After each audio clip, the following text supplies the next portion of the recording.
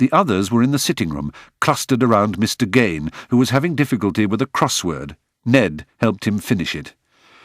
That should be owl, tight as an owl. You've put eft, John. Oh, well, yeah, I reckon, an eft is a type of newt. Pissed is a newt, pissed is an eft.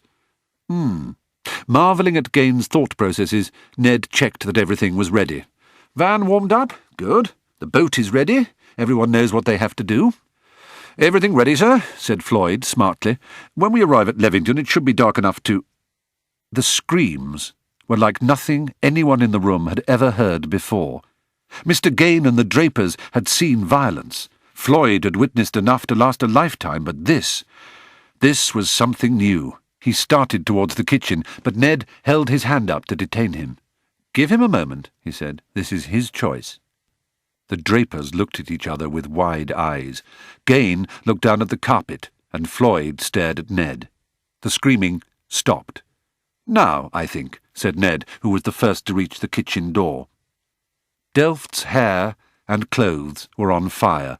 Blisters the size of oranges had ballooned from his lips, and his mouth was screaming. He had no tongue and no vocal cords with which to make a sound. He was hurling himself against the wall, clawing at his body. He caught sight of Ned and lurched towards him. Ned smartly closed the door and bolted it. They heard the body bang against the rubber surface of the door. "We'll give him another 5 minutes," he said. "He'll be done then."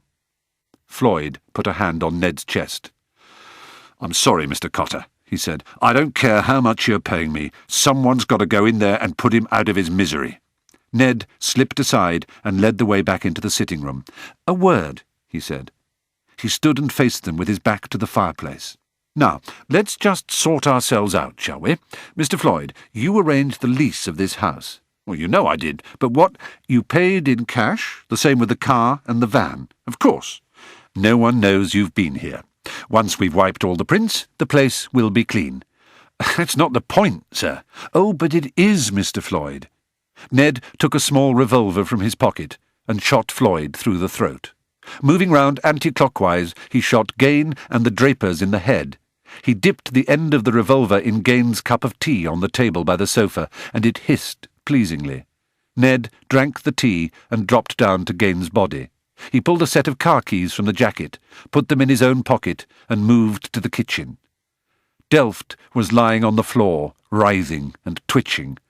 "One," whispered Ned, administering a final kick to the charred ruin beneath him.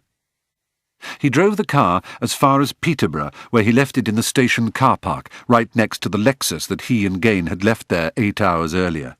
A busy day, and still not over yet. Ned was surprised that he was trembling, for he knew that he was calm. He had that true calm that can only come to those who have earned their night's repose, the peace that flows from true achievement. Now he was ready to turn his mind to good things. The memory of Babe would be celebrated in every major city from Copenhagen to Canberra. Libraries, schools, hospitals, an international university, research centres, orphanages run on new, enlightened principles. The children of the world would be enriched in mind and body. Portia would be by his side. Together they would rule the greatest charitable empire on earth. All the good that would flow from them. Maybe, in some extraordinary way, everything that had happened to him had been part of a great plan.